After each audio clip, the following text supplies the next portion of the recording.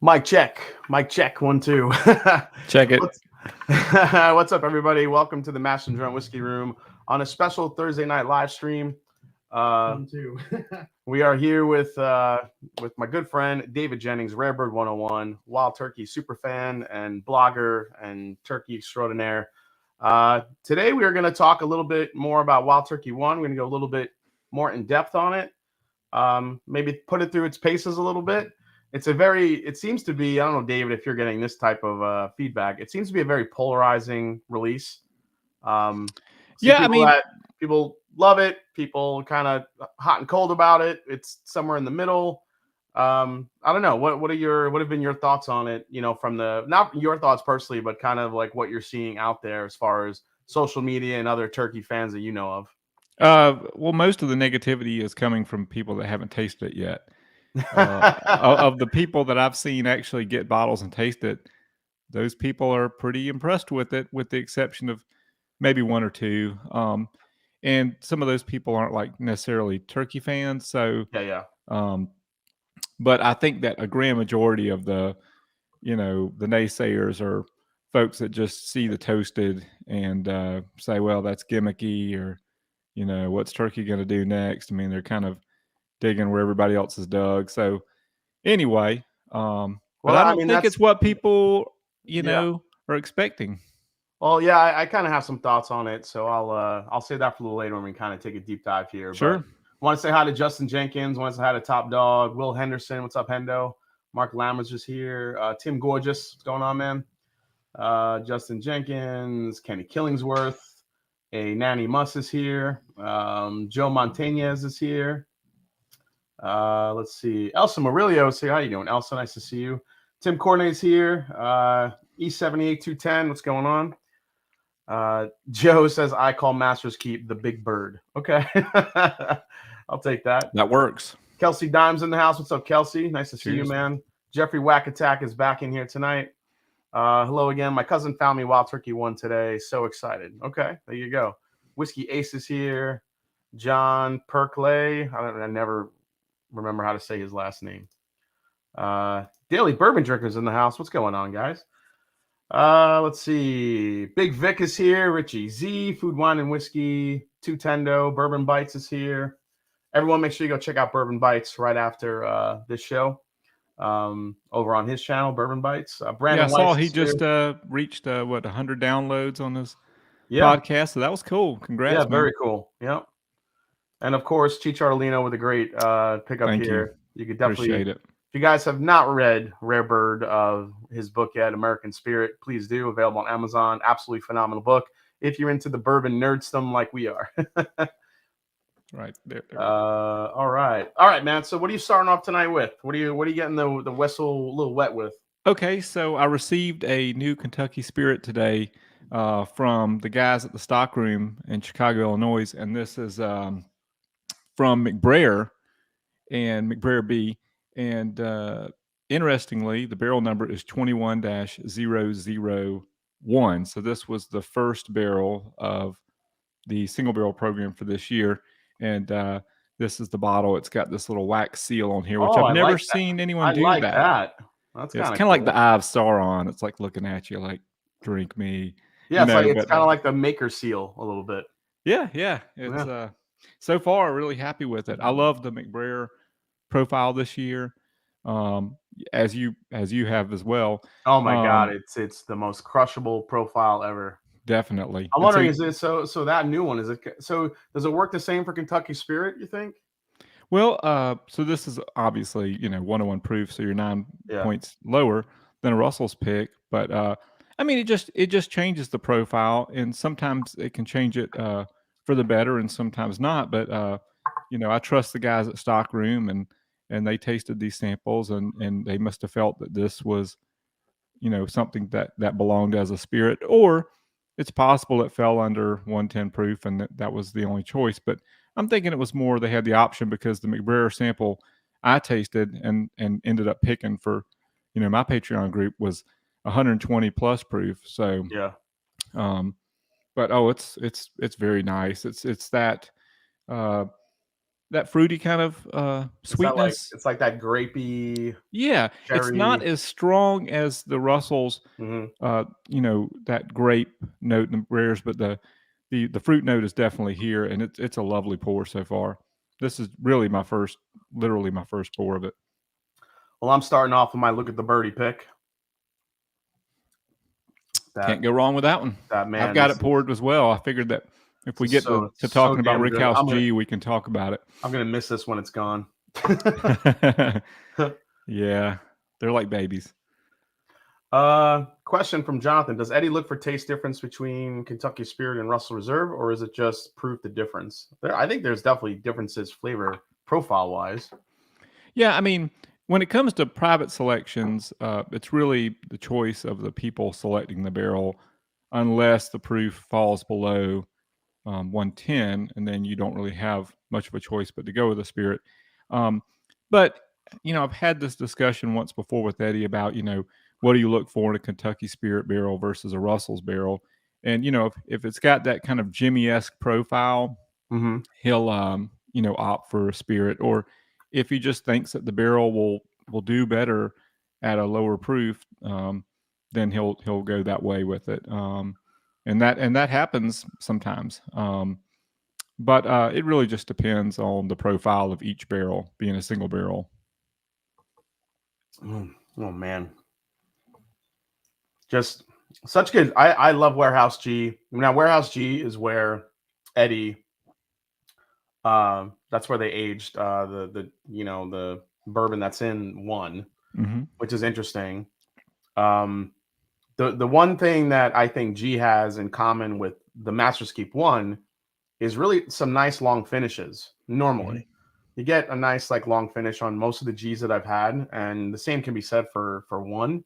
I'm not sure if it's because of the age, but that seems to be a typical flavor profile that I've been noting on the G's. Yeah, I was surprised at how long, and I know we're going to get into it, but I was Yeah. surprised at how long the finish on one was. It kind of took me a second, like, wow, Oh I yeah, me wasn't too. expecting that. I kind of just kept sitting there like it's still going, still Yeah. going. But I remember the Cornerstone did that too. Yeah. Oh yeah. And that was that was like a real spicy, peppery kind Yeah. of length there going on with one. It's a little different. Young Pei Chang, first super chat tonight. What's up, David? What's up, Jason? Rare breed What's up? tonight, then. There you go, buddy. We made the choice easy for you. Cool. So yeah, so Masters Keep one, and like I said, we'll dive into this, but we're gonna try a couple other pours here. We have some comparisons, which I think will be interesting too for you guys, including the Elijah Craig Toasted, which is 94 proof. I mean, you're looking lower than this one, but pretty close. Maker's Mark, you had the FAE 2, right? Pulled out. I've got the 01, the FAE. Yeah. I haven't. The 2 hasn't arrived in my area yet. I mean, yeah, it's not considered toasted, but it's a wood finishing type profile. Well, So it's toasted stave, so toasted staves, yeah. pretty So close. pretty close. And then we'll I'm not sure if I want to compare it to the I haven't compared it to the Masters Keep 17 yet, the last year's bottle and bond. I know it's a completely different animal, but I'm just curious. Yeah, I think that's going to be a little bit of a divide there between those two, but that's just me. So David, any I don't know, I guess any recent wild turkey news that you know of that you want to discuss a little bit that you can talk about?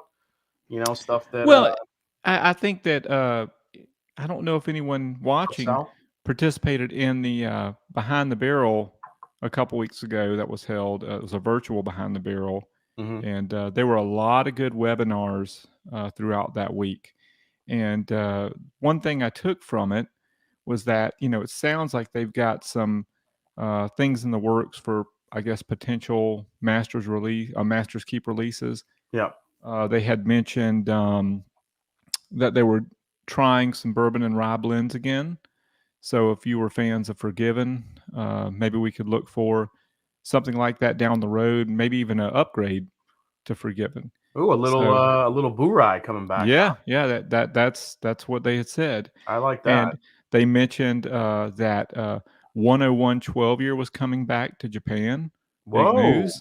So if you like 101 12, It's been gone for a while. It's coming back. So if you like 10112 10112, year. right. So they had mentioned that. Man, do I know anybody in Japan? I have to find someone. Yeah. Yeah, we'll figure it out. Yeah.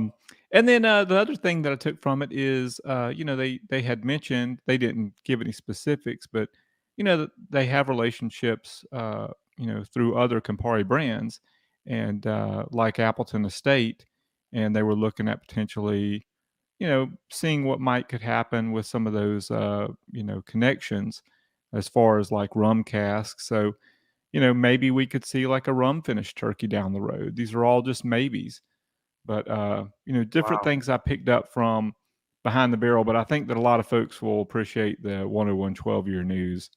Yeah, So, the 101 12 year coming back. That's pretty incredible. it'll be neat to see like you're not going to see it on the TTB because it's an export. So, you're not really going to see anything probably until it actually hits, shelves overseas. But I'm curious what the bottle design is going to be. I mean, knowing Campari, they're going to redo it. They're not going to of course, they're not going to use cheesy gold foil, but Well, they should do like an updated cheesy gold foil. I mean, they could throw some gold foil in it. Yeah. I do think that the original Beyond Duplication was a very cool design. Oh, that was cool. And the split was cool too. So, Mm-hmm. maybe they could play off, and kind of pull some ideas from the past. I hope they call it Beyond Duplication because every 101 12 year released had Beyond Duplication, on it. So I'm hoping that they kind of continue that Beyond Duplication tagline or whatever. So we'll see, but I'm excited. Mellow Fellow says you have just under 200. You buying Wild Turkey Mouse Keep 1 or Midwinter's Night's Yak? Well, that's a tough question. Okay. I think it depends. You're looking at two completely different, yeah, flavor profiles. I mean, I'm not gonna lie. I love Midwinter Night's Yak. I know it's really good. I've bought 3 of them. So yeah, I do love Midwinter's Night's Yak. If you're a turkey fan, like if you're a true blue diehard turkey fan, obviously you're going to pick up the 1. Yeah. You've got to. But if turkey's kind of like, not your thing, and you like a good cognac, I mean, I'm not going to fault you for picking up Midwinter Night Yak either. So yeah. I think it's kind of like in lies in where you fall. I think if your love of turkey outweighs your love of just exploring different spirits, then definitely go for the turkey. But if you're just kind of like, if you have an extra $200, you're like, oh, that wild turkey's coming on, I might get that. I might get that, or maybe I'll try this Midwinter's Night Yak. I think the Yak you'll be very, very pleased with, honestly. Oh, it's a favorite of mine. Yeah. Rebecca Page, hate being a Debbie Downer. Just got word that a close friend of mine who has been going through chemo took a turn for the worse. They're turning out the life support tonight. Wow. Sorry to hear that, Rebecca. Well, we'll raise our glass to that person and wish them and their family well. Sorry to hear that, Rebecca. Rum finished. So yeah, if Turkey did a rum finish, they did wonders with the Oloroso Sherry. When you're talking about Master's Keep Revival, right? That's I know that still ranks pretty up there for you with Master's Keeps overall.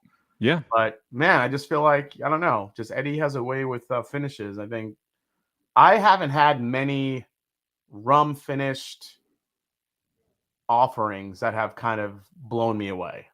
I'll say that. I agree. I mean, some have been hit and miss. Usually the rum finish is very delicate. You'll get a little bit of a maple syrup kick maybe on the finish, but not that I want an overpowering rum kick, but I feel like, I know Forgate is using a couple of their finishes that they've done, which have been pretty good. So I think it just depends, but none have like really blown me out of the water. Like, oh my God, I have to get a rum finish. Yeah. I think a lot of folks think of isn't it Angel's Envy rye with the rum finish? It's like super sweet. Yeah, but that doesn't taste like rye whiskey. I don't care what anyone says. I think people love that whiskey. It tastes like there's like brown sugar in it or something. It's like drinking marshmallows and maple syrup. It's like a liqueur. It's a liqueur. It's been years since I had it, but it was way too sweet for me. Yeah. But what's up, Josh? Yeah. But a good rum finish, it's not bourbon or rye, but the Balvenie Caribbean cask is one of my That's favorite I scotches. I love single malts with a rum finish. I think they just I Yeah, don't know, they work a little bit, because bourbon's already inherently sweet. Why are you going to add more sweetness to it? right. At I think least that it could be done if and this is all ifs. Like, is Turkey even going to do this? I don't know. yeah, we don't know, but it's fun. But It's fun. It's fun to think about. It's fun to right, it speculate. is. It would probably work more in a rye than it would a bourbon, but we'll just have to But see. again, I mean, I also feel like it really depends on the rum. So you have so many True. different types of rums now. Like I feel like probably Minnick, who's a big rum fan, he could probably pick out a good rum that would maybe finish well in bourbon. Yeah. But I also True. trust Eddie could do it too if he ever so chooses to. Michael Essig, big thanks to you, David. After your last visit months ago, I've been obsessed with all things wild turkey. I'm hoping to stumble across a master's keep. Well, all the luck to you. Thank you, and I hope you do find one. James Reed, maybe this was stated, but do we know how well distributed the one will be, or is it? Well, yeah, I mean, all the Masters keeps are pretty much labeled limited. Yeah. Some years you get more bottles than others. The 17, there wasn't too many. I would imagine there's a little bit more of these, given the proof's a little bit lower and the age of the whiskey is a little bit lower too.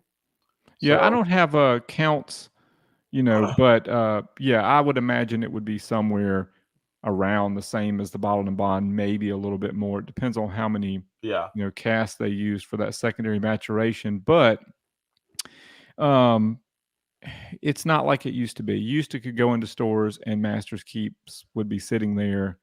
Now that it just, I don't even know if they're on the shelves anymore. yeah, So, friggin' Hendo with the Braves. All right, I get it, man. Go Braves, whatever. oh, come on, man. I'm a Met fan. I by nature I have to hate the Braves. It's just a thing. I have to hate the Braves and I have to hate the Yankees and I have to hate the Phillies and the Nationals. I don't really care about the Marlins. I'm just saying. Justin Jenkins, how's the turkey music come along? Looking forward to it. Oh, it's coming along very well. It's a little bit delayed because everything's delayed. Like, I just got my second proposal from the publisher. It took them a while to, kind of have some time to take a look at it and read through it. And I made a good many edits prior to that. So it's happening. It's coming along. I've got some really cool ideas. I've been working with my graphic designer. I'm working with a sketch artist, working with photographer. It's just taking a little bit longer than I thought, but everything is like backed up and delayed. So just bear with me. I promise I'm working on it. I agree with Cliffy a little bit here. Rum works great on rye, not so much bourbons. Doc Swinson and Seagrass are good examples. Also, I feel that way with toasted products too. I tend to lean towards toasted ryes over bourbons. See that? Yeah. Late to the party. How does Rare Breed compare to Master's Keep? I mean, it's hard to compare. I mean, Master's Keeps are usually have a much higher age. Some of the early ones have a little bit lower proof. So it really just kind of depends how you like. That's why they're all different. The Master's Keeps are always wildly different than what you're going to find on the shelf from Wild Turkey. Some can get closer than others depending on your flavor profile, and you're going to like others more than others as well, but it just really depends. I hate the Braves as Jason's blood type, pretty much. Ferd Smurf is here. Just graduated from home care following a knee replacement 3 years ago. Got a perfect score. Walked 50 minutes today. Quite the painkillers after 3 days, so I could sip a little Rare Breed. Dude, congrats. That's awesome, Mr. Smurf. Take it easy. Poor little Rare Breed on the knee. pour it on the knee right there. Just kind of do a little rub. The Rare Breed rub. Massage it in. You won't feel a thing. Let's see here.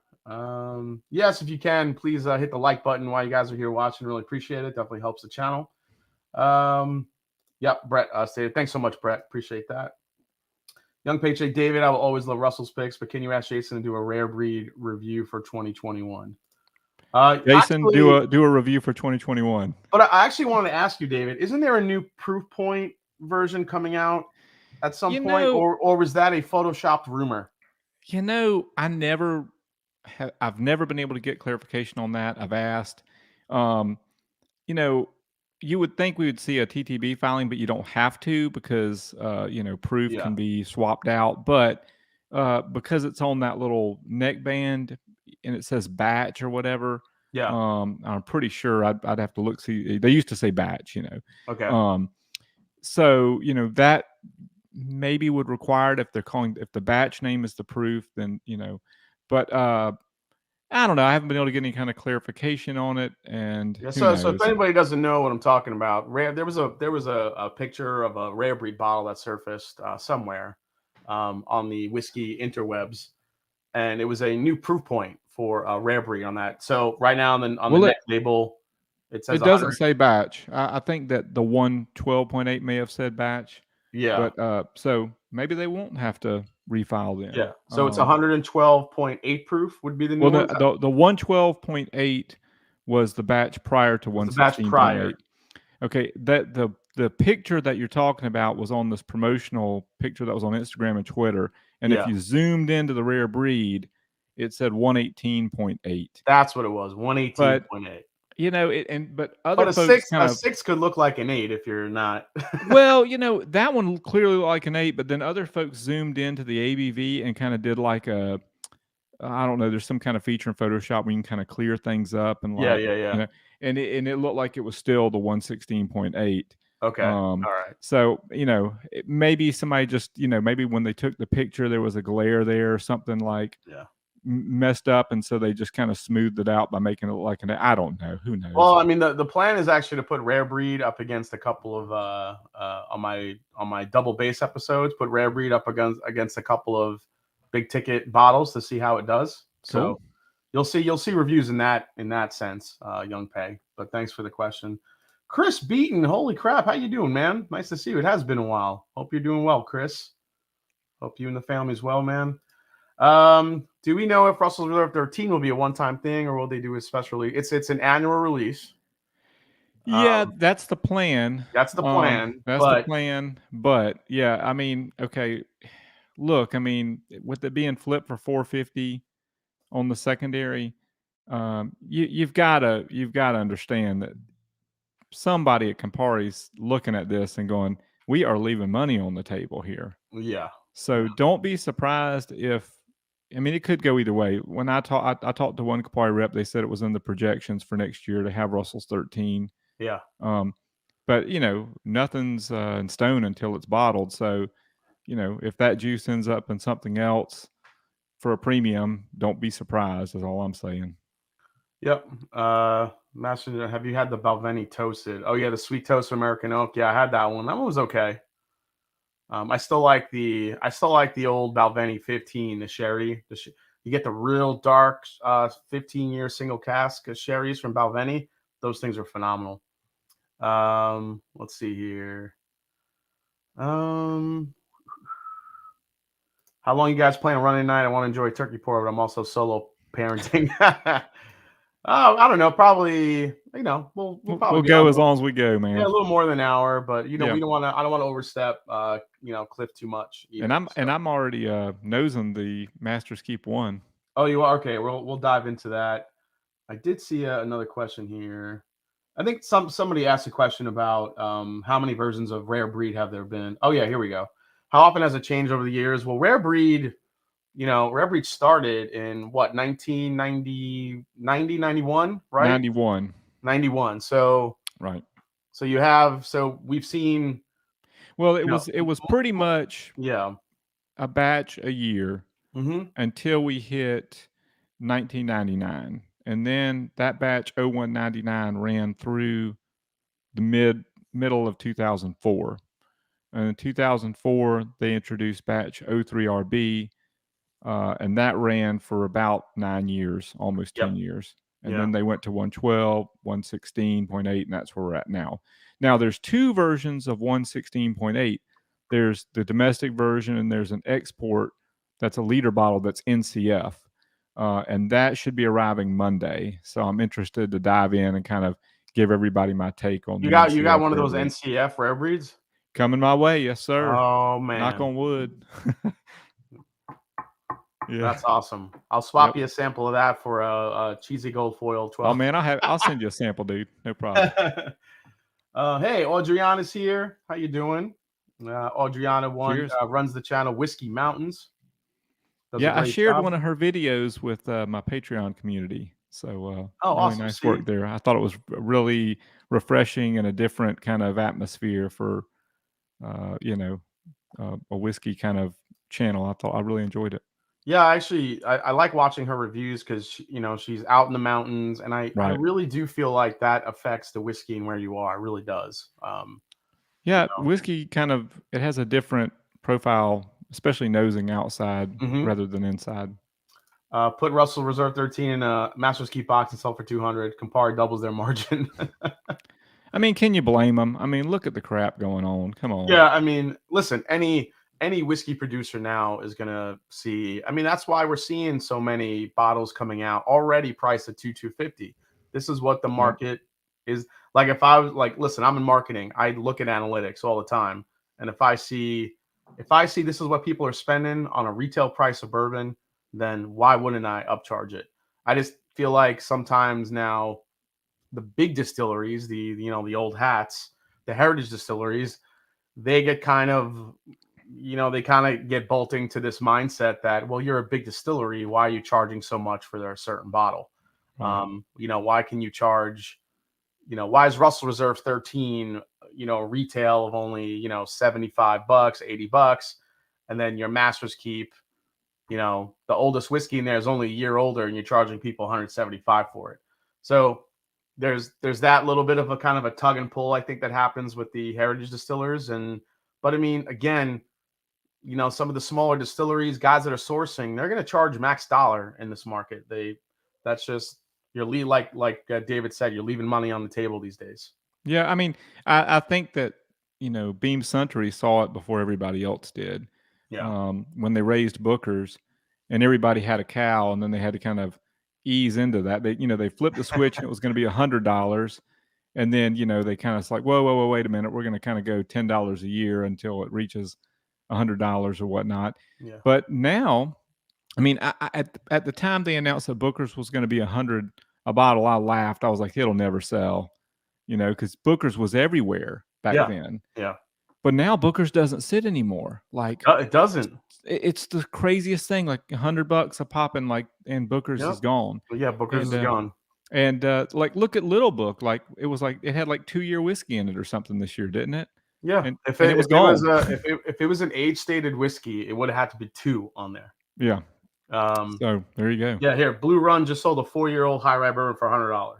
Yeah. Yeah. Don't get me started with fucking Blue Run. I don't. Blue Run is like the epitome of, to me, of just that is a bunch of guys that don't know whiskey that just are looking to make money.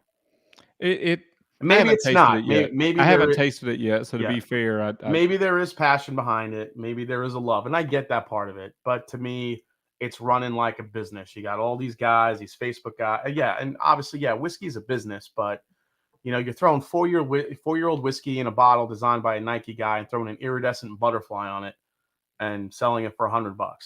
I mean, I will give them one thing. This batch, this wasn't sourced. This was distilled on their own. Yeah. So Jim Rutledge laid these barrels down at Castle and Key. Yeah. So, and it actually does have a pretty unique mash bill. Out of all the Blue Runs, that would be one I would want to try, just because I would like to taste that mash bill and see how it is for a 4-year-old high rye bourbon. Yeah. So, yeah. Yeah. It's marketing. It's a great butterfly though. It is pretty butterfly. Yeah. All right. So let's dive into one, man. Okay, let's do it. All right. So one, blend of 9-year and 4. Is it 9 to 14 or is it just 9 and 14? 9 to 14 is the way I'm reading it. So, 9 to 14-year-old bourbons. Yeah, it could together. Be 12, 13, whatever, 9 to 14-year-old bourbons blended together and then thrown, mingled in a. I forgot what they did was new charred light toast. How? Well, no, it just says new charred and toasted barrel. So we don't. I'm gonna assume that it's a light char. So I'm assuming they toasted it and then had a light char just to meet that legal requirement for calling it a straight bourbon. Yes, all it says is using new oak, specially toasted and charred. resting in one of his favorite timber rick houses, Tyrone G. So so you have to have that char. There it is. You have to have that char for it to be a straight bourbon. So that was probably a very light char. I'm gonna assume. Yep. But so they took these 9 to 14 year bourbons. I think some of them, if I recall, thanks to ever email me. Were 8 years when they were batched, and I think by the time the secondary maturation was done, they had reached 9. If you look at the original press release, I think it said 8 to 14.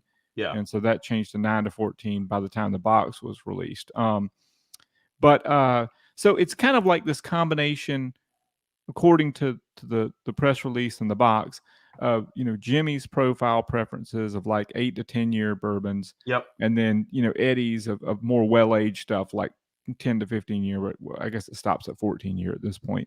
Yep. And then they mingle them together into one, put them into these toasted and charred, new toasted and charred barrels, and then let them rest in Tyrone's Rickhouse G, which is a favorite of Eddie's. So I don't know what floor, I don't know how many barrels were involved in this process. I do know that the secondary maturation time was fairly short. It was about 3 months. So it did not spend a hell of a lot of time in those secondary casks, and I'm glad that it didn't, because as we will soon get into with the profile, it is not your typical toasted bourbon like marshmallows, s'mores kind of assault. I'd be surprised if he left this in a cask for more than a few months, because there's really not a lot of. So any of you that are expecting and I said this in the review, when you're smelling and tasting this, it's all turkey. Mm-hmm. There's some of that little extra oak punch that comes through, maybe a little extra kick of sweetness, but man, this isn't the marshmallow graham cracker bomb that you're used to with toasted bourbons. Right. I love the nose on this, man. This is just buttery cherry. It's like a cherry pie with like some like pastry. Some it's like buttered pastry on top. It's got a cherry note to it. It has that kind of what I call like creme brulee, where that vanilla has been singed or seared. Like the sugar on top, like the little bit of a heat that it gets. Taking a flame to it. There's a whole like flame aspect to a lot of the notes in here. Like I get like smoky orange peel, or like singed orange peel. I get the oak char nose, taste, and finish. The oak char is what made me think, okay, I could see this being a double oaked or a toasted product, because there is a little extra oak punch to it. Yes, it has a very distinct oak char element to it, and it's very and don't take this the wrong way, but the finish is very lengthy, and it has this like slightly tannic quality to it, but not in an off-putting way.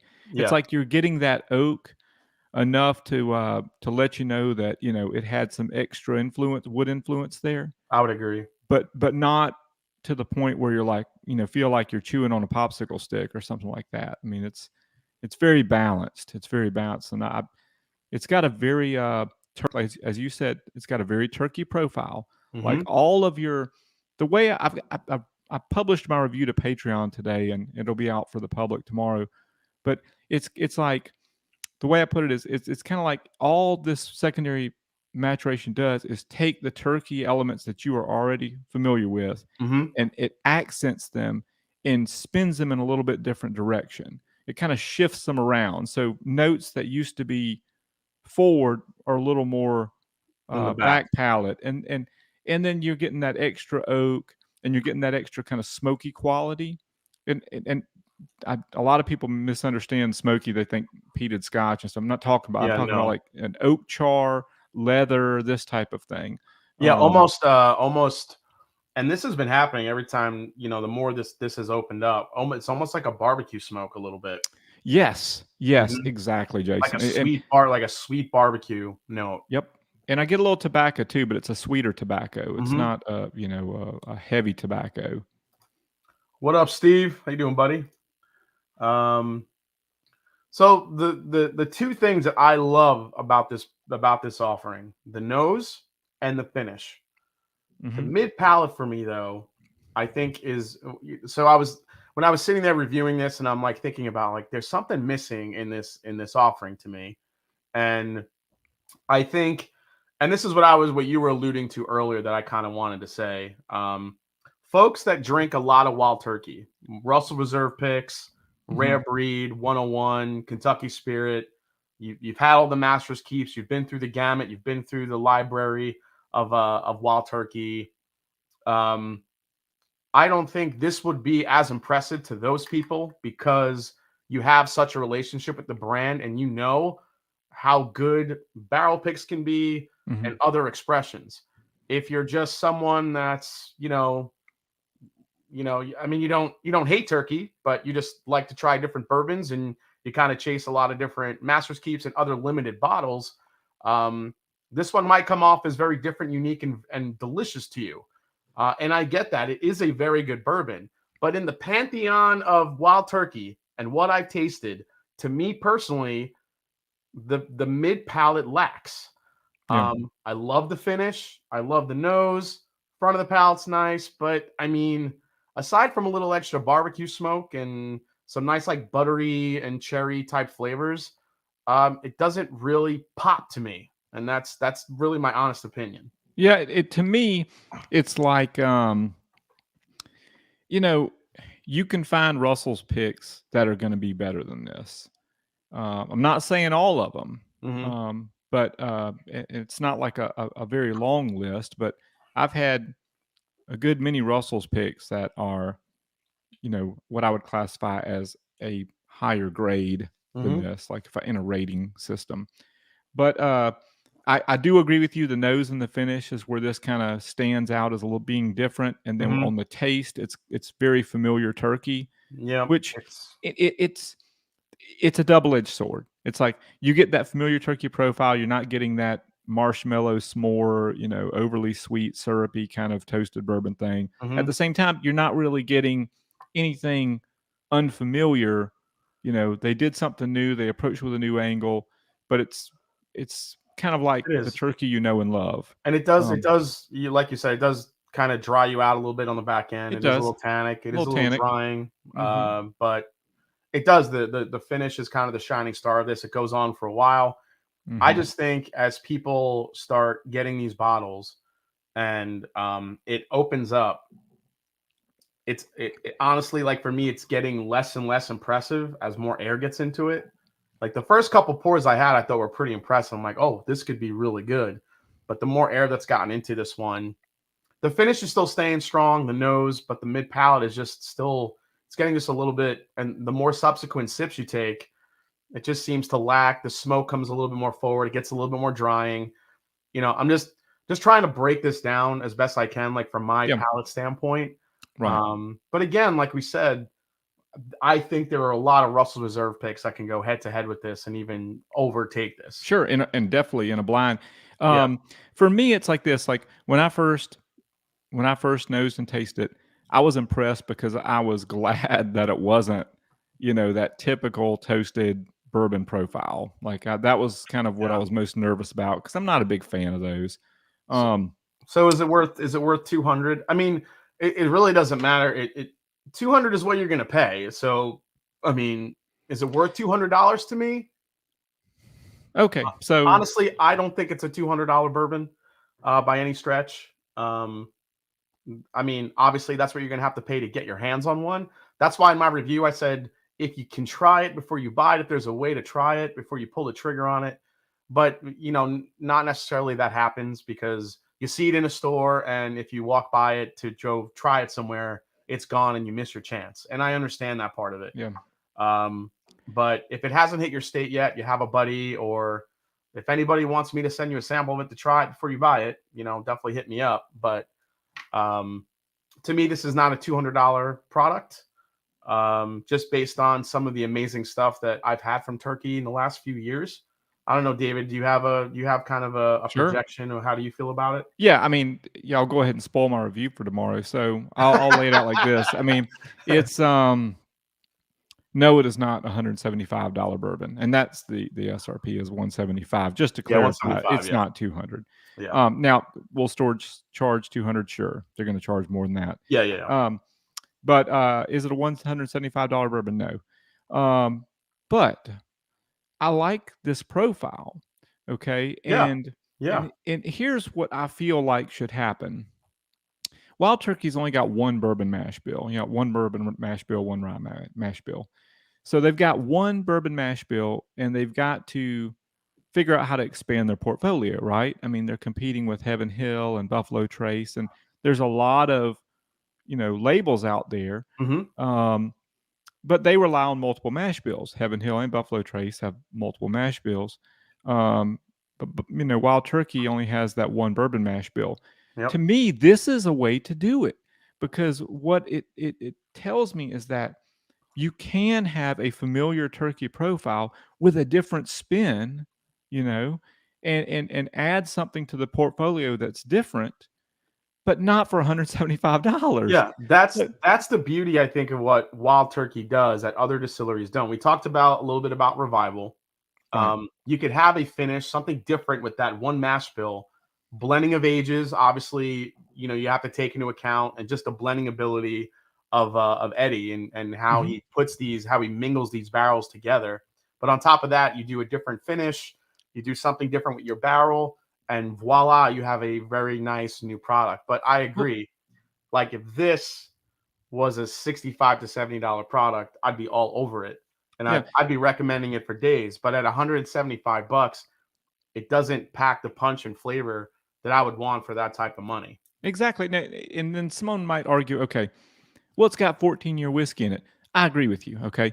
But Rare Breed has 12-year whiskey in it, and it's There you go. $50, and it's Hmm. cask strength, like it's barrel proof. Hmm.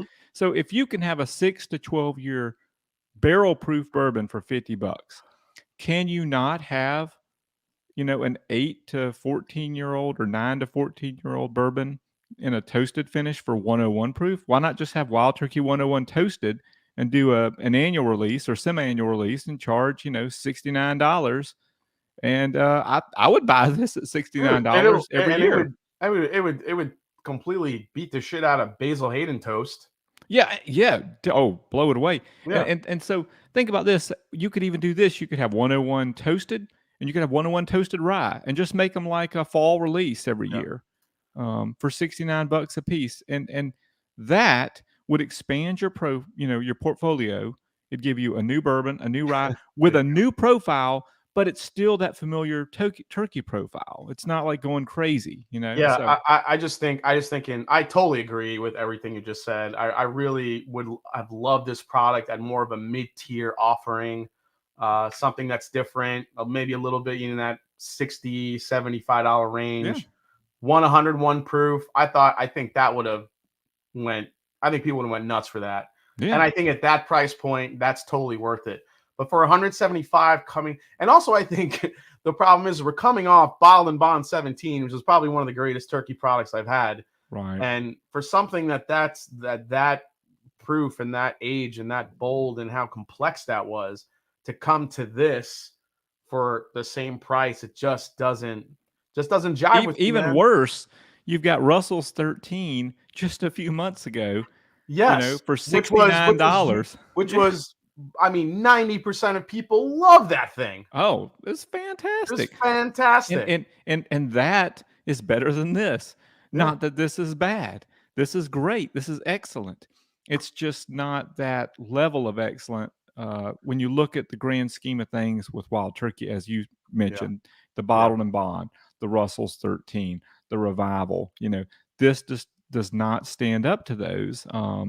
But it's a great profile. It's cool. It's different. It's a It it's a is, it's different spin cool. on familiar. Um, I love the little smoke, the extra butteriness to it. I think that butterscotchy Werther's cherry pastry yeah. cream thing going on. I mean, that is my palate. I love it. The smoke, and that's the thing. It's like it's there, but I just want it bolder and stronger, and I'm not getting it. And once it kind of hits like three-quarters of the way down the back of your tongue, that's when you start getting the smoke notes, and Yeah. it gets a little bit drying, and then it kind of kind of takes a little bit of a okay. They could tweak it. You know, I even mentioned this in the article that be posting tomorrow. Is that, you know, at worst case scenario, let's say you don't want to do 101 toasted. Think about this for a long branch extension.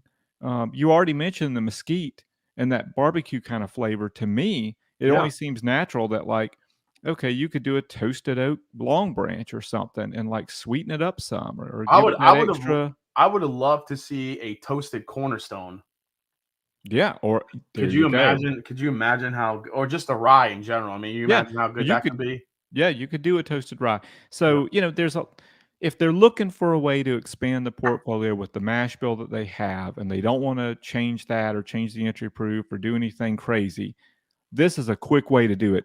And hell, you wouldn't even have to do it with new charred oak barrels. You could do what Maker's doing and put charred staves, or I'm sorry, toasted staves, Yeah. you know, into the barrel. So, um, anyway, I think the general idea here is that $175 to me, it is not, but it is definitely worth doing again and bottling it as something else more affordable that will reach more people.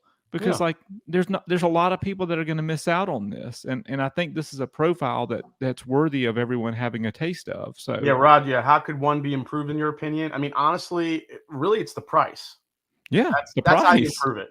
Yeah, It's too much money, I think, for what it is compared to the rest of the wild turkey portfolio. And I yeah, think a lot of people, you know, obviously me and David, we kind of, obviously we have a passion for wild turkey, and we kind of, dig deep into comparing to what they have already, yep, what we've tasted. Other people, that it doesn't matter to them. They see the bottle, they want to get it. It's rare, it's a master's keep. I'm buying it no matter what. I don't care about the other stuff. right. And I get that part of it. But for those of you that are value conscious and want to know, you know, where we think it falls, I mean, we're just, being honest, Yeah, so, of course. um, Yeah, and I don't think that anyone at Wild Turkey, Eddie and Jimmy included, would want us to be anything but honest.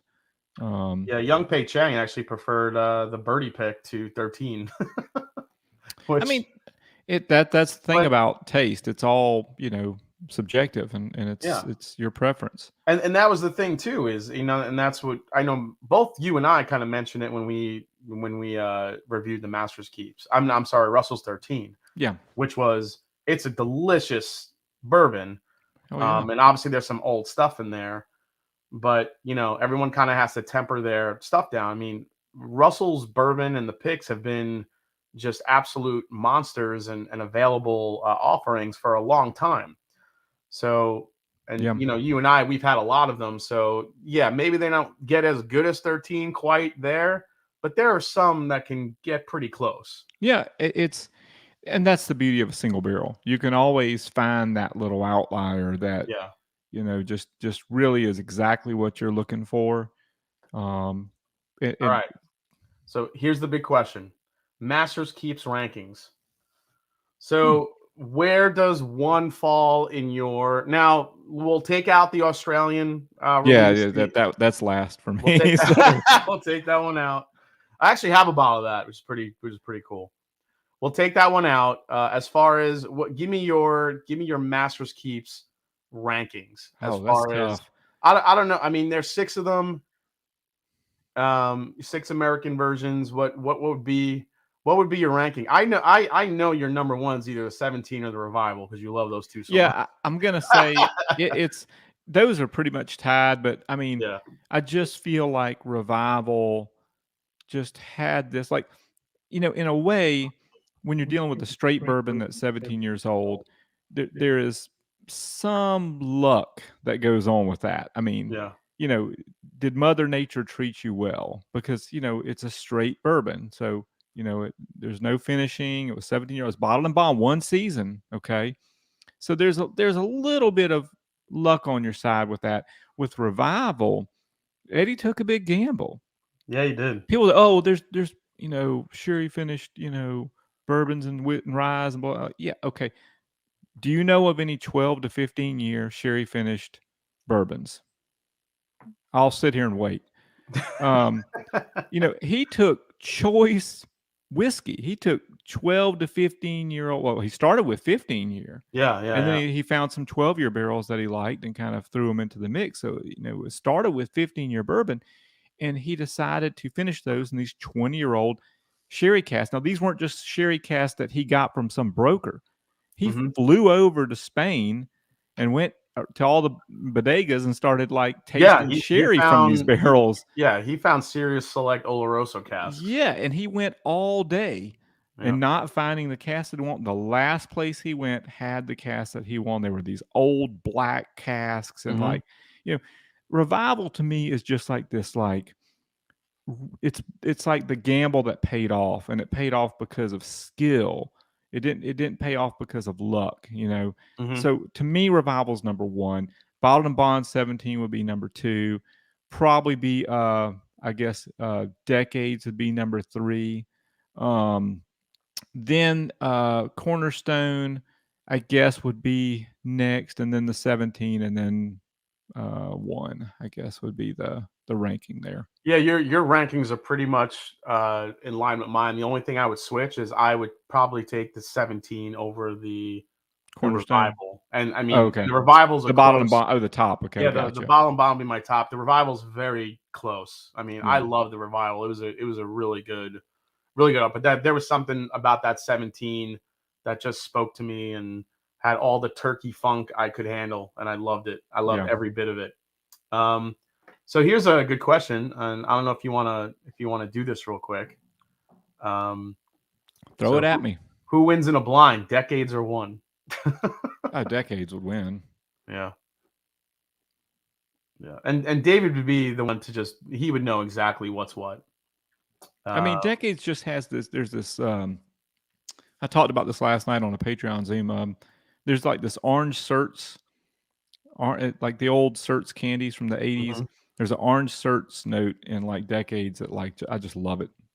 Yeah, I mean, I think Christopher David is kind of in line. Yep. Yeah. That's about the way it goes. Cornerstone to me was kind of an underrated product. I think because it was a rye and because it was a wild turkey, it didn't get as much fanfare as a lot of the other ones that we're seeing come out. But man, is that a delicious rye whiskey? You can get pretty close with the single barrel rye. Yeah. How is Foregate Sherry Pike? I'm not a fan, Steve. That is not one of my favorite Foregates. I would not. That's not a $200 bourbon to me. So I would probably. I don't know if you're saying so good because you like it, but you're also asking me how is it. I'm not a fan. So I've had. I think Foregate has done plenty of much better finishes and stuff like that for the money. Sherry Pike was not one of them. Cornerstone is awesome, but it's the only Master's Keep I've tried. It says Lone Wanderer. Okay. Are those top two still available? Man, Revival, depending where you are, you can. I mean, I've run across them here and there in travels. Yeah. The 17, no. The Wild Turkey Master's Keep 17 Bottle and Bond, I barely ever see those anymore.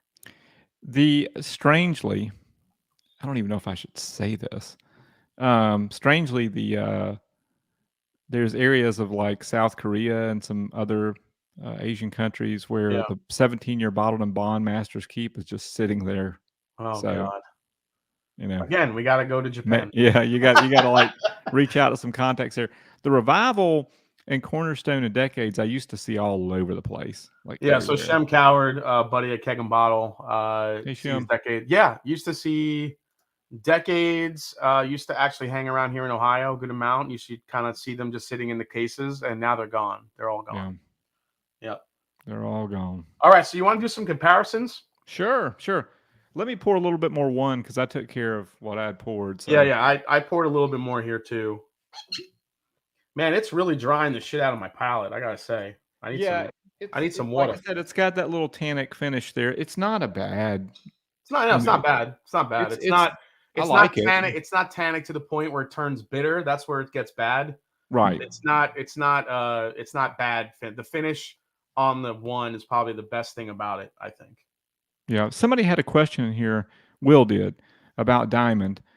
said that it was a low proof and was I saw a wondering. Diamond in a store a while back. Is that even worth a pickup? I think the proof was pretty low.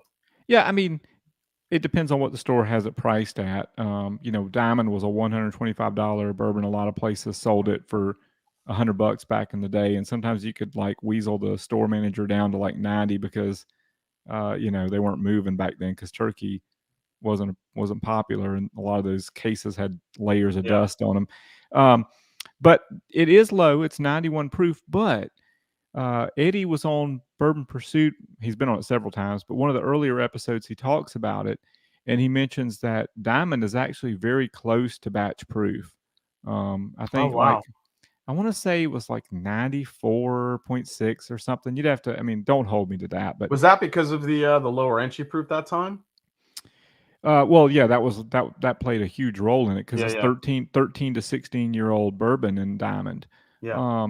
But it probably, you take when you earmark these barrels as they're aging, you have to kind of move them to lower floors to kind of make sure that process doesn't get too overly oaked, and in the process you lose proof. And with a 107 barrel entry proof, that means you drop a good bit. So, yeah, I would buy Diamond for retail if you've never had it before. Yeah, I like Diamond at retail. I have nowadays. There was a time where I would say that might be a little much, but nowadays I'd buy it at retail. I have a bottle somewhere of that shit. I don't even know where it is. I know I have one. I mean, it gives you that classic turkey profile from the 2000s, and you used to be able to find that. You could find like 2000s 101 bottles and stuff like that. You can't really find any of that anymore. So if you can find Diamond at retail, get it. Yeah, I think Diamond is closer to Russell's 2003 than 17. It would be closer to 2003, but I think 2003 is a lot better than Diamond. Yeah, 2003 is on another level just because. But it'd be closer to it. You're right. Yeah, in that flavor profile, I think for sure. Well, it would, if they're talking about the original Master's Keep 17. Then I would say Diamond, is fairly close to that as well. Yeah.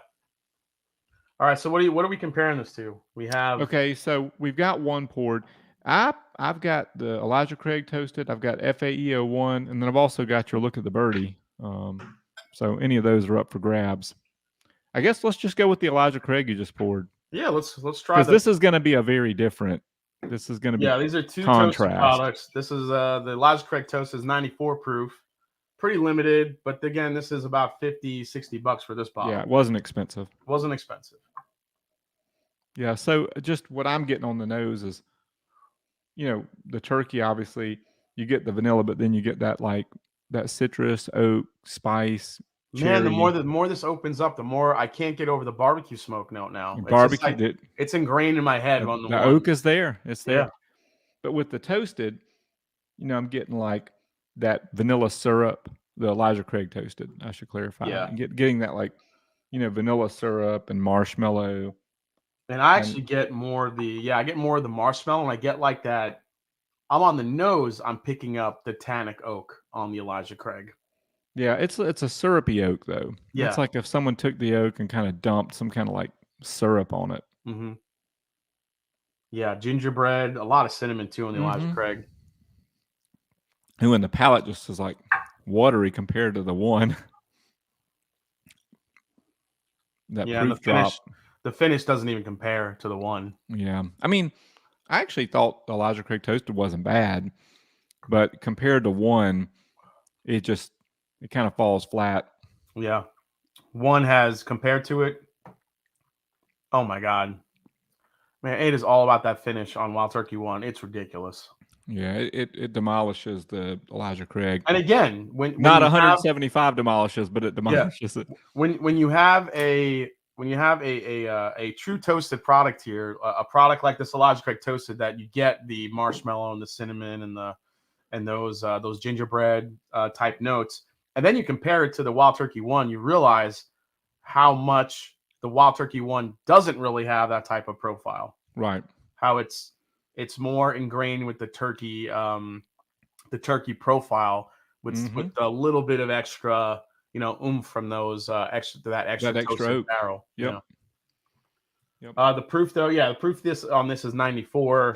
The one is 100 and 101. And we also should note that, Elijah Craig has a higher Yeah. barrel entry proof, so they're probably adding a lot more water than Wild Turkey had to add. Yeah, Elijah Craig is going in at 125. Right. Wild Turkey is going in at, what are they going in these days? 115. 115, yep. Yeah, 115. Mm-hmm. Yep. Remus Repeal 5 or Masters Keep 1? Probably Remus Repeal 5 for me. Haven't had it, so. Yeah, it's just the flavors in that are and remember, the Remus Repeal 5 was only $90. You're looking at 16, 15, and 13-year-old MGP at 100 proof for $90. So that's kind of tough to beat just value-wise. So now I've moved to the FAE01, which is, the maker's. Yeah, let me go to that one. Let me go to that one next. Well, actually, I have the FAE02, so this will be a fun comparison. I've heard the FAE02 is pretty good. Dude, it's no joke. It's delicious. Because this FAE01 kind of, it reminded me kind of RC6. It was fine. Yeah, it's on the fruity side.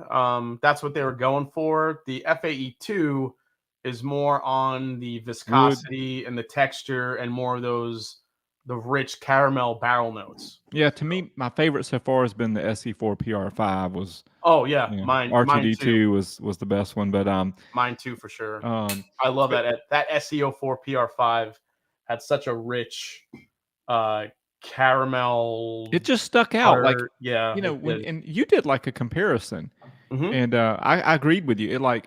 It that one just kind of like stuck out as like the most unique of the bunch. Yeah. But what's weird on this Makers now, again, I'm doing the 01, you're doing the 02, but on the 01, the youth kind of hits you. Yeah, it's not as rounded on the nose as it is on the turkey. Yeah, because you're looking at what 4-6 years, something like that. I don't know what's Makers doing. 6 years, I guess. Makers for most of the wood finishing stuff, they're in between that 6 to 7 year mark. They did say, I think they didn't say which one, because I was just there. I don't know if you saw my experience video there, but they said one of the Makers FAE series, or I'm sorry, one of the wood finishing series actually had some 8 year in it. Oh, okay. They wouldn't say which one it was, but I think you're looking between 6 to 8 years for any Makers product. I mean, it's good. I'll be honest. I'm a fan of the Makers LEs. King Ranch Bourbon, thank you so much, man. I appreciate that. The Makers LEs, you can find them, and they're not like crazy, price. So it's like, if you want a limited edition and you only have $70 or whatever, there you go. Dusty Dan in the house. What's up, Dusty? What's up, man? Nice to see you. I mean, I just got to hang out with me and Dusty and Scott. We hung out at Sagamore last weekend. I saw those pics, man. Yeah, that was pretty cool. Yeah, I got back last week myself from I went to Starlight, which was an incredible experience. Yeah, you guys look like you had a good time at Starlight. Oh man, it was awesome. Yeah, see, the FAE02, it doesn't have the finish that the Wild Turkey one has. Yeah. But it's got more punch and flavor on the palate. If what about the nose between the two? If the Wild Turkey one had the punch on the palate that this had, with that finish, it would have knocked my socks off. But it's just, what about the nose between the two? Or is there a huge difference? Or yeah, there's a big difference. You could tell like you said, you called it the youthfulness, and the Makers shines through a little bit. Mm-hmm. I mean, this is just so butterscotchy now coming off of this. Yeah. Creme brulee and the orange spice. Again, a little hint of that barbecue smoke. Yeah, it's interesting when you start comparing it to other bourbons. You realize that there's a lot more mature whiskey in one. Yeah. I mean, we know that, but I mean, it's funny because again, this is where I think you and I have a different perspective on this, because anybody that hasn't had a lot of turkey products and like, they've only had the Elijah Craig, they've only had the Maker's Marks, they've only had maybe a Basil Hayden toasted. Yeah. They're going to try this and be like, this is the greatest fucking thing since sliced bread. They probably will. And it is, because this blows these ones out of the water. Yeah, it's quite different. But again, it's a lot more expensive. Yeah, it's a lot more expensive. If you've had a lot of turkey, this, it just doesn't kind of, the price that they're asking is just doesn't really, it just doesn't, I don't know. It doesn't live up to the hype for me. Oh, well, now I'm going to do something. I just took a sip of one. I'm kind of letting that finish. Okay. Settle out. And now I'm going to take a sip of your Look at the Birdie. You're going to do the Look at the Birdie? Yeah. I just want to kind of see where this falls. All right. So, I mean, I'll do it. It does have some things in common. I mean, it's wild turkey, of course, the same mash bill, same barrel entry proof.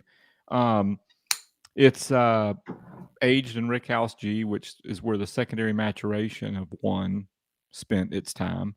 So there's some correlation here. What's up, Durrell? Nice to see you, man. Durrell made it to the semifinals of Blended Getting. Congrats, man. Congrats. Youth definitely comes across on all makers for me personally. Yeah, I mean, that's true, but they're, as they say it, not my words, their flavor vision. I think I heard that term said about 75 times while I was there. They won't really veer from that. They don't budge on it. They don't budge on it. So 6, 7, maybe 8 is like the oldest stuff you're going to ever see from makers, unless something happens and we actually finally see a 10 to 12-year-old whiskey release. But they're not. I'm a Maker's Mark fan. I will tell you, I like Maker's Mark. Yeah, I like what they do, honestly. They could do more. I'm just going to. The Maker's Mark FAE series sits on the shelves here. Oh, that's interesting. Dusty's looking for a Remus 5. Can't find it anywhere around here. Hey, Dusty, I don't know if you know anyone in Tennessee, but the last time I was in Tennessee, they had a shitload of it there. Maker's Mark 46 cast strength, a good buy at 60. I love Maker's 46 cast strength. If you like the 46 profile, I think it's a damn good bourbon. That's the only one I'm not a fan of. I don't like 46. So. Oh, really? Wow, that's interesting. Yeah, I like 40. I like what the 46 staves do. Did you catch the comment by Fred Minnick? He stated Maker's Mark could release a barrel strength age state and it would win American Bourbon of the Year hands down. Yeah, I mean, I've heard Fred wax poetic about the old Maker stuff and what it could possibly do and what could it the possibilities of a bourbon like that hitting the market. But I mean, Bill Samuels and those guys, they think that stuff is just over oaked. They don't like it. Yeah. Comparing your selection to one, I mean, it's not that there's like this huge gap there. There's not. Like okay, so I'll break it down like this. When we went from one to the Elijah Craig toasted, huge difference. And Elijah Craig came across watery. It tasted fine, but it just didn't hold up to one. Same thing with the Makers. That little youth on the nose. It had some interesting things going on for me. I had FAE01. Yeah. One still took the cake on that. But now that I'm comparing this Russell's pick, again, it's 110 proof. You got to hire. But it's not so clear against this, right? Right. I mean, there's some. The gap is very narrow. It's very narrow, and I think it just depends on your palate, because I prefer this over the one. I mean, they're different. They're different. I mean, so the one, getting that barbecue note that you're talking about. You get that oak char. The oak char barbecue. Yep. And with the Look at the Birdie, you're getting more of like a sweeter toffee, kind of nutty toffee, chocolate nutty bar toffee, kind of thing. Not nearly as smoky, but it's all the. They're different, but it's not like one is like better than the other one. Yeah, it's all the turkey notes that you want though in both. Right. I think you're just getting that extra layer of smoke on the one. Right. On the palate, the Russell's pick is creamier and has a little bit more flavor to me, honestly. The Look at the Birdie on the palate has the punch and the flavor that I want in the one. Right. I think the finish on the one might be a little bit more interesting. Right. It's a little bit it's a little more longer, even though it's a little bit more tannic. And it has it's like a different kind of vibe. It's like you get that little leather oak kind of thing really going strong. Yep. But I think that has to do with the age, which is great. But think about the price difference. Yeah. And that's when this whole thing to me just kind of falls apart. It's like I think that one would do much better if it were just like 101 toasted, just like Wild Turkey 101 toasted. Yeah. There would be like, it would be a very fair comparison. You could call it a draw, but like with the price difference, it's like, I have a very hard time kind of saying that this is worth $175. Yeah. Just I mean, being honest. I could appreciate the flavors in the one, and I could appreciate the differences. But yeah, I feel like this should have been a $75 to maybe $80 release of like a 101 turkey toasted product rather than a Master's Keep. But unfortunately, it is a Master's Keep. I think people will love this regardless. I think for me, it's just I'm a very hard grader when it comes to anything turkey because I love turkey and I've had so much of it that I'm probably not the one to listen to. Well, maybe I am the one to listen to because I had a lot of turkey. But for me, your opinion is just as valid as anyone else's. Exactly. I just think that for me, it's just not. I mean, a really good Russell's pick could go toe to toe with this. Yeah, and you pay 60, 65, 70 for this. It gets 175 to 200 for this. I think that's saying something right there. If you have the luxury of trying this, okay, if you can get a sample or whatever, and do what Jason and I just did, and just compare it to a few. It doesn't have to be the same bourbons that we're tasting it against. Just taste it against, some other whiskeys that you like. Yeah. And see where it lines up. I think you're going to be surprised because while it did very well against, two other bourbons that have toasted oak influence, like the Makers and Elijah Craig. When it went against the Russell's pick, it was like, I don't know. It was like, clearly blows away Elijah Craig. Clearly blows away any of the Makers finishes. But man, you put it up against a good Russell's pick, and this is what I was talking about earlier. Yep. You have a good Russell's pick. I'm not really sure that the one stands up. Yeah, it's the problem tough. The problem is that Russell's Reserve doesn't say Master's Keep on it and does not come in a fancy box. That's right. And again, just to clarify, Master's Keep 1 is a good whiskey. It's not. It doesn't suck or anything like this. Kind of like, I'm not bad mouthing it at all. And you may taste it and you may love it. You may say, this is like the profile I want to die with. I want to like be buried with a bottle of Master's Keep 1. It's all depends on the individual. But, for me, I feel like this profile is worthy of a Wild Turkey release, but just not a Master's Keep, not $175. This is like something they should do every year. Around the fall and just charge $69 and call it a day. If Kapari, if you're watching, if you want to expand your profile, your portfolio, take this profile and turn it into something. I don't care what. So I did something crazy. I just blended the Look at the Birdie in the one. Oh, okay. Let's see. I'm just gonna see what happens. I can do it. I think they were kind of equal parts. Yeah, equal parts. Okay, I can do that. Yeah. Looks like Dusty's going to get him. Young Pei Chang. Thank you, David, for validating my life choices. I know he loves Russell's. Again, if you guys haven't yet, please follow David at Rarebird 101. Oh, thank you. You could also become a patron. He has a patron that you could support him. Does great blog posts. He tastes a bunch of different, single barrels. He tastes some special releases. As we just heard, he's going to get himself a rare breed non-chill filtered from overseas pretty soon. I cannot wait to hear his thoughts on that one. I'll send you a sample, dude. Yeah, and if there is a big difference between the that one and the regular rare breed. I'll be honest with you. Tasting this blend, I don't think the blend is as good as the parts. So the sum is not as good as the parts, in my opinion. I agree. It did not work. It didn't work. It's clearly did not work. It's like a mix mash of weird. Yeah, the finish almost got sour. Yeah, it's different. It's sour. All right, well, I'm going to have to put that aside because now I'm going to finish off the night. Let's do one last pour. We'll stay on maybe 15 more minutes. We'll give people, if anyone has any questions, I'm gonna pull out this beauty. Ooh. Yeah, well, you're going to do that. I'm going to hit this stockroom pick again from do that, man. This is getting Chicago. low. This is getting real low. Oh But man. I have a backup, so I'm happy. Yeah, I do that, but I'd have to get up and find it. So, well, Guys, hear actually, that I one? think I have one up in the shelf, but Here it is. there you go, America. America. How brilliant is ADHD whiskey?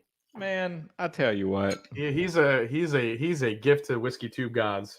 he is. I love every one of Matt's videos. I He don't care actually what he actually he's reviewing. he was a big fan of the one. He liked it a lot. He was. He did that 1 ounce. Yeah. Pour I'm not thing. sure. I would actually like to know what his I got to ask him. I got to figure out like what his experience with turkey is. Like how much has he had? I know he loves rare breed. I don't know if I've ever really seen him like tackle Russells a lot or some of the other ones, but I'm curious to see where he really like if he put that in a blind and stack it up. That's what I might do for a live stream at some point soon. Just take one, put it in a blind with some other turkey products and see how it sticks out. Yeah, I'm interested too. I did like his video about the sample that he had. Lido, I got my hands on an 8-year 101, but for the life of me, I can't seem to place the bottling year. Any tips to find the bottling year on that? Sure. Go to rarebird101.com and click on bottle codes, and you should be able to kind of figure it out from there. If you have any trouble, send me an email. You can go rarebird101@pm.me, and I'd be happy to try to help you. There you go. See, David Jennings doing God's work, finding the bottle codes. See, well, there's ways to narrow it down without the codes, Yeah, but 17 is just all the funky, a little, it's got the medicinal cherry, I think, a little bit, but man, the funky oak, I love this is all turkey love for me right here, man. Yeah, the 17 is special. Richie Z. Hey, what's up, man?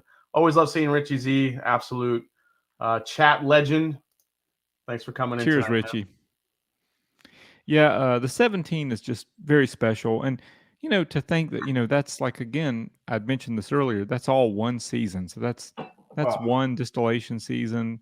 Those barrels were tucked away in Camp Nelson and just left there to age for 17 years. Even with all that air in that bottle, this is still, I mean, it's not as good as it is when you first open it, but it's still pretty damn delicious, even when it's getting down to that little, end of the line there. Yeah, it's up there for me. It's one of the few that I've rated perfect. Again, for me, I put Revival ahead of it, but only because I feel like Revival. Oh, wow.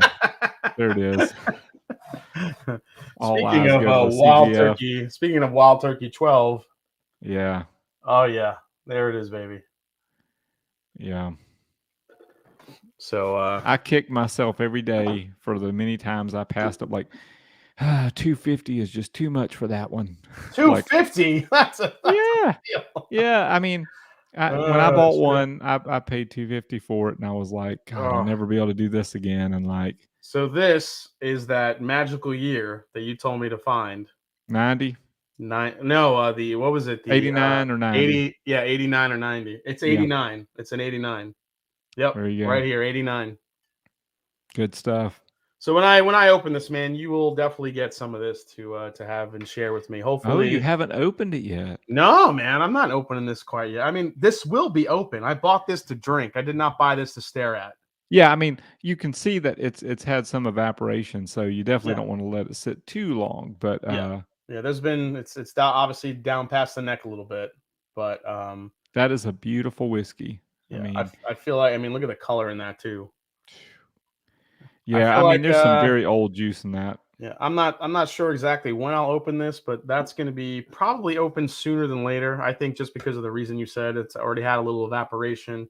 I don't want it to get too far down. I want it to be able to taste that thing and get all those delicious Wild Turkey 12 flavors. But you are going to be blown away, and and just be ready that day for turkey cork surgery, because that cork is likely going to. Yeah, I know that cork's going to break. It's going to go, and so have your French press ready and all that. So you'll my Wild Turkey American Spirit cork broke. I had to replace that one.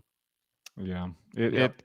It happens. That's just I think Bruce made a joke about it one time. He said like Pernod invested in the cheapest corks available. Yeah. All right. So any other questions in the chat? David, you got anything coming up soon? You mentioned your full review of one is going to be debuting tomorrow on your blog. So everybody definitely check that out. Any mod, definitely drop a link to his blog in the chat. Oh, thank you. What else you got going on, David? I mean, well, outside of that, I've always got things going on Patreon. I put a lot of my focus on Patreon, and I've got Wild Turkey Musings, which is my second book, which is basically a retrospective of the last 5 years of my blog. And that's in the works now. And thank you to everyone that contributed to my Kickstarter on that. But just stay tuned. That'll be coming. And, I've got a lot kind of planned for next year. It's hard to believe, but like next month, November, marks the 5th anniversary of my blog. So, oh my God, 5 years, man! 5 years writing about Wild Turkey exclusively. So thank you. So it's been a wild ride, and I hope to do 25 more at least. So we'll see, how long the ticker lasts, but sure would be fun. Dude, that'd be amazing, man. Yeah, just it's amazing to see. I love reading your blogs, and I love being part of your Patreon. If no one's a part of your Patreon, and you're I love reading those first drafts. I love reading those first drafts and seeing kind of what you're thinking, and then how where the final one comes in. Also, David does some great barrel picks as well. He just did want to tell me a little bit about your experience at Starlight. God. What did you? You got another hour or something? Yeah. Well, okay. I mean, I'll say this. I saw your photos. I saw it looks like you had an amazing experience. And oh man, did I read it right? Did you pick 3 barrels? 3. Yeah. 3. Holy shit. We picked 3. We as a group, we had a great selection team. I flew to Kentucky, stayed in Louisville, specifically to go to, just to go to Starlight the next day, and then flew back home that night.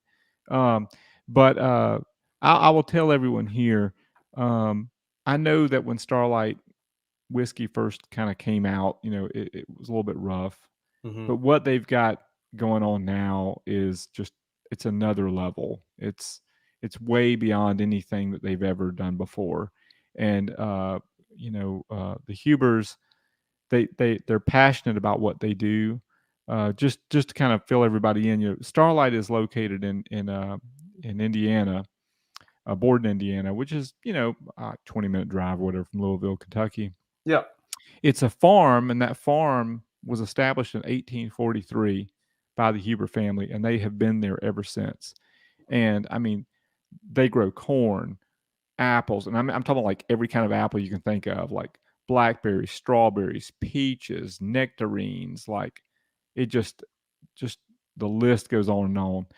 They have like a general store type thing, a bakery, a grocery, ice cream shop. It's petting zoo or a kids zoo. A kids zoo, a kids like play area kind of thing. It's like it's unbelievable. You'll get there and you'll just be like, there is so much to do. It's unbelievable.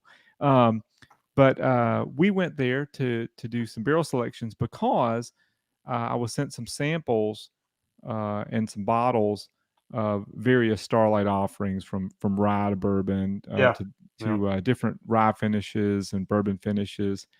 And I was very impressed. And so when we arrived, we had this grand tour, learned about the property and the history of the property, and how Dave Pickerel played a role in helping establish the distillery and getting it up and running. And, you have Ted, who's the father, and Christian and Blake, who are the sons. And each one of them are educated in distillation. And especially Christian and Huber, they went, off to college for this kind of thing. And they put 100% passion in. They're not sourcing from MGP or anything. This is all their own grown. All their own. And they're playing with all types of finishes from, port and cognac and Armagnac and Brazilian wood, and I mean, just Mhm. crazy stuff. Yeah, crazy A- stuff. And And the did, profiles that you're getting are just so unique and did you unlike anything else out did there. you ask where they're sourcing like these crazy barrels from? I did not. I did not. I know that their main cooperages.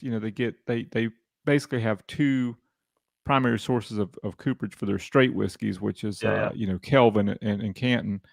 But for the finishes, I'm really not sure. But then they have their own. They make their own brandy. So they make their own. They have beehives there, so they have their own honey. So yeah. they do like honey barrels, and like they dump the honey and then put the whiskey in the honey barrels. I mean, it's crazy. I, I was I was blown away by the hospitality and the passion that was put into not just the whiskey, but just everything. Like the winery, just the farm, the property in general. Everything is just built on passion, and I was quite moved. I'll be honest with you. I had to write about it on my blog, which is kind of strange because a blog is a turkey blog, and here I'm writing about Starlight. But Yeah, but I mean that's what happens. I mean, I could tell you that we've had so many great pick experiences at other distilleries, but what my feelings were at Maker's Mark as far as their whiskey and how I wish it was a little bit older. The experience there blew us away. yeah, The you, experience and the people and the like what they do for you and how they make it so personal. yeah, It's incredible. And I could just see by the photos that, from Starlight that you had. It was pretty it looked really, really incredible. it was a hell of a time. Couple questions here, real quick, before we Yep, sign go off. ahead. Dusty Dan, does Rarebird know the truth behind the age in the '70s decanters? Well, I mean, look, I mean, the minimum age is just exactly that. It's the minimum age. So, I mean, if it's like 8 year, it could be 20 year. You don't know. Yeah, Um, I don't really know a lot about decanters. That's not my area of expertise. I know that I've had decanters that were drain pours, and I've had decanters that were stunning. yeah. So it really just depends. But as for the age of the whiskey going in, I couldn't tell you. Probably just Jeffrey depends on Wack, the year. when are we getting a Rarebird 101 and Mash and Journey collab like the amazing cognac? Hey, you I never don't know. I'm know. up for it. Let's do Could be. something. We'll figure it out. We got some picks lined up for 2022. We might be able to collab on something here. You We know do. what? The hardest part about that is the yield. Like I mean, Yeah, what do yeah. you do? If you do bourbon where you're looking at what 150 to 200 Yeah, bottles. depending on the age, and I mean, you're gonna have your folks that want it, and my folks Yeah, that want it. It's gonna yeah. be It's tough. it's gonna probably have to be like a brandy or something. Yeah, yeah. But we do have something we're working on. We can't say quite yet. Something's coming. That's right. Just Something's coming. just we'll just leave it right there, Yep. guys. Yep. Um, hey, I Whiskey She Wines is here. How you doing, Bobby and Sam? Cheers. Is there any Wild Turkey rye barrel selection offering yet? Uh, Not yet. I mean, they existed at one point in time. I mean, in 2016, they Yeah, were there were some Russell's Reserve single single barrel rye. barrel Russell's reserves, but Yep. yeah, I haven't heard any plans as far as them doing them any in the near future, correct? Yeah, I mean, not in the near future. I mean, I've heard Bruce say on various interviews and webinars and stuff that they're wanting them to come back, and that it sounds like that's something that's going to happen. I just don't know when that will happen. Yeah. All right. All right, guys. Well, we're gonna wrap it up and call that a night. If you guys could, if you're still up, you're still sipping some whiskey, head on over to Cliff's stream over at Bourbon Bites. He has I think he has an Ardbeg. I think it's like an Ardbeg, like the world brand ambassador on. And they're tasting through, I think, a whole shit ton of Ardbeg committee releases, including the Cool. Dark Cove, I think. Love So Ardbeg. yeah, you're definitely going to want to check that out. So go head over to Bourbon Bites. David, I want to thank you for coming on. Just Thank you. taking a deep dive into one. Been looking forward to this. So yeah, Man, hopefully, I always love being on your channel. It's always a good time. So yeah, thank you very much. I always really always appreciate it, good Jason. conversation. Some nice, Yep. fun, in depth turkey knowledge, and yeah. Hope you guys, if you guys do get a Wild Turkey 1, definitely shoot me a message. Shoot David a message. Let us know what you think of it. What did your palate pick up? How do you feel about it? And always good to hear from you guys. Thanks for tuning in on a special night, Thursday night. Don't normally go live, but had a little double dip this week of the Mash and Drum, so I really appreciate it. And as I always say, it's not about the whiskey, it's the people you share it with. Cheers, and I'll see you guys next time right here next week, Wednesday, for round 3 of Blend Again. Take care, everybody.